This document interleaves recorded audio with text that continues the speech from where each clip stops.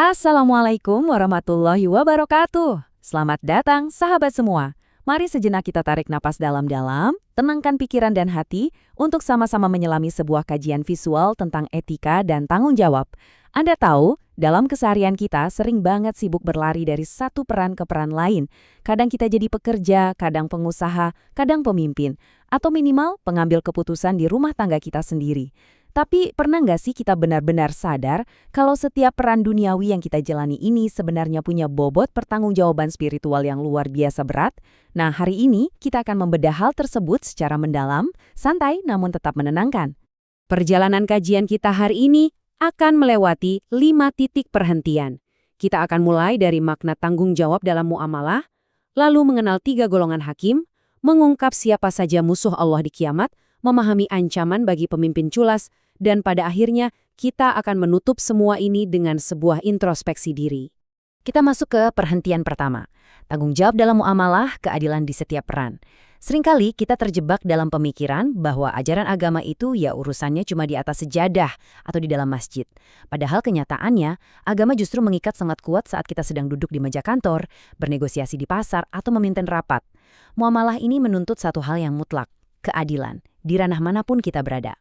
Lanjut ke bagian kedua, 3 golongan hakim. Kata hakim di sini jangan cuma dibayangkan sebagai orang yang pakai toga di ruang pengadilan ya. Ini berlaku untuk siapa saja dari kita yang ditunjuk menjadi penengah atau pemutus sebuah perkara. Mari kita dengar sebuah peringatan penting mengenai hal ini. Mari kita resapi sabda Nabi Shallallahu Alaihi Wasallam berikut ini. Al-qudatu salathah, wahidun fil jannah, wasnani fin nar. فأما الذي في الجنة فرجل عرف الحق فقضى به ورجل عرف الحق فجار في الحكم فهو في النار ورجل قضى للناس على جهل فهو في النار. Artinya, hakim itu ada 3 jenis. 1 orang di surga dan 2 orang berada di neraka. Yang berada di surga adalah seseorang yang mengetahui kebenaran lalu ia memutuskan hukum dengannya.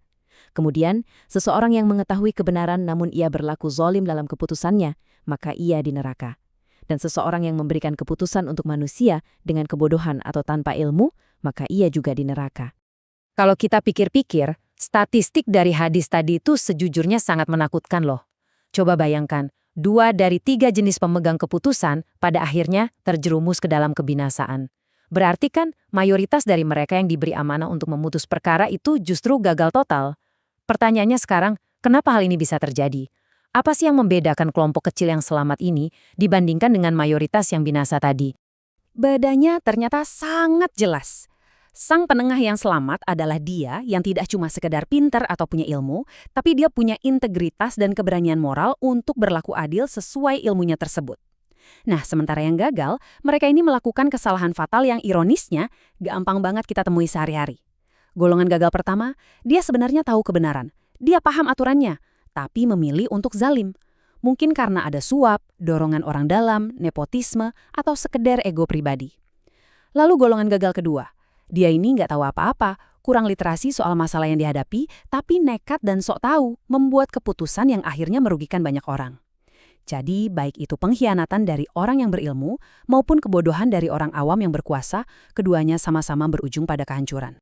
Sekarang kita tinggalkan ruang sidang sejenak, dan masuk ke bagian ketiga, musuh Allah di kiamat. Mari kita bawa narasi ini ke hiruk-pikuk dunia bisnis, dunia kerja, dan perkantoran. Kita posisikan diri kita sebagai pelaku transaksi atau seorang pemberi kerja. Mari kita dengarkan peringatan tegas dari hadis qudsi ini. Thalathatun ana khasmuhum yaumal qiyamah. Rajulun a'ta biya thumma ghadara, wa rajulun ba'a hurran fa'akala thamanahu, wa rajulun istajara ajiran fastawfa minhu wa lam yu'ti ajrahu. Allah Ta'ala berfirman, ada 3 jenis orang yang aku sendiri akan menjadi musuh mereka pada hari kiamat. Pertama, seseorang yang bersumpah atas namaku lalu mengingkarinya. Kedua, seseorang yang menjual manusia merdeka lalu memakan hasil penjualannya. Dan ketiga, seseorang yang mempekerjakan seorang pekerja itu telah menyelesaikan pekerjaannya, namun ia tidak membayar upahnya. Lagi-lagi angka 3 muncul di sini. Jika sebelumnya ada 3 golongan hakim, sekarang ada 3 jenis pelaku muamalah yang sangat spesifik. Dan hukumannya di sini bukan sekedar ancaman neraka biasa, sahabat semua.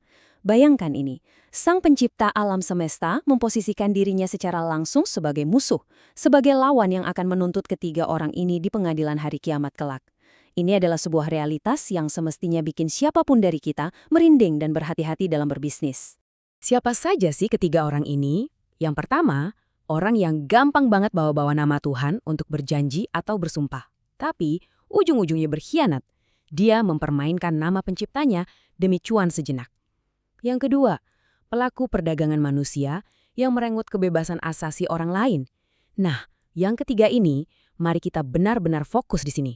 Poin ketiga ini sangat dekat dan sangat relevan dengan dinamika kehidupan kita di dunia usaha, korporasi, atau bahkan kehidupan bertetangga zaman sekarang. Menyelesaikan pekerjaannya namun tidak dibayar upahnya. Wah, sering banget kan kita melihat fenomena ini? Perusahaan besar yang sengaja nunda-nunda bayar gaji atau THR karyawannya, padahal kas perusahaan sebenarnya mampu.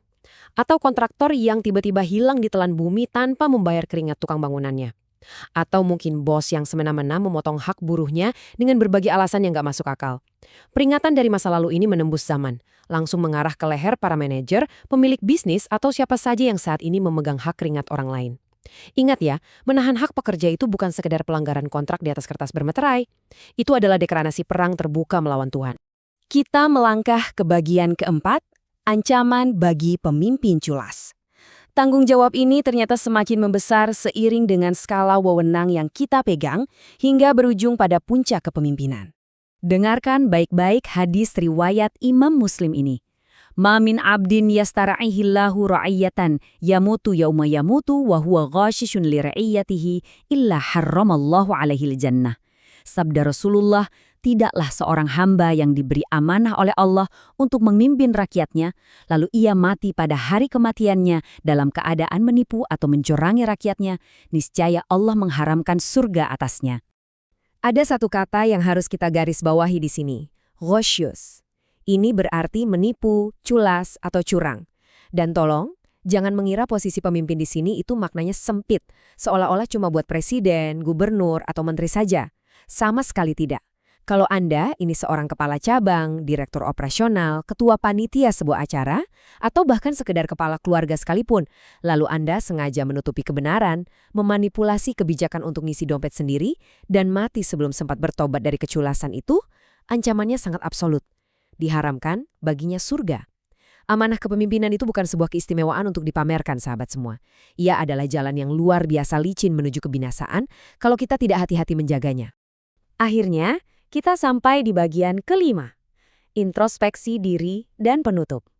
Setelah melihat ketiga peran krusial tadi, mari kita kumpulkan kepingan hikmahnya untuk kita renungkan ke dalam diri kita sendiri. Jadi kalau kita tarik benang merahnya, inilah esensi dari tanggung jawab muamalah kita sehari-hari. Pertama, keadilan itu mustahil ditegakkan tanpa adanya ilmu dan keberanian untuk memihak pada kebenaran. Kedua, tolong jangan pernah coba-coba mempermainkan hak finansial para pekerja Anda. Keringat mereka itu urusan VIP yang akan ditagih langsung oleh pencipta mereka. Dan yang ketiga, kepemimpinan adalah beban spiritual yang sangat amat berat. Sekecil apapun keculasan Anda dalam memimpin, efeknya bisa mengunci rapat pintu surga untuk Anda selamanya. Sebelum kita berpisah, saya ingin mengajak sahabat semua merenungkan satu pertanyaan penting ini di dalam relung hati yang paling dalam. Di posisi apapun Anda berada saat ini, di ranah manapun Tuhan sedang menitipkan amanahnya di pundak Anda, apakah hari ini kita sudah menjadi penengah yang adil bagi orang-orang di sekitar kita? Apakah kita sudah menjadi pengusaha yang jujur, yang memenuhi hak pekerja secara tuntas tepat pada waktunya? Dan apakah kita sudah memimpin tanpa secuil pun niat untuk berbuat culas? Jawabannya, tentu saja, hanya ada pada nurani dan tindakan nyata kita esok hari. Terima kasih sudah meluangkan waktu berharga Anda untuk belajar, duduk dengan tenang, dan merenung bersama dalam penjelasan visual ini. Saya sangat berharap ilmu yang kita bedah hari ini benar-benar bisa menjadi pelita yang menerangi setiap langkah, karir, dan keputusan kita ke depan. Saya pamit undur diri, jaga terus amanah yang ada di pundak Anda dengan sebaik-baiknya. Wassalamualaikum warahmatullahi wabarakatuh.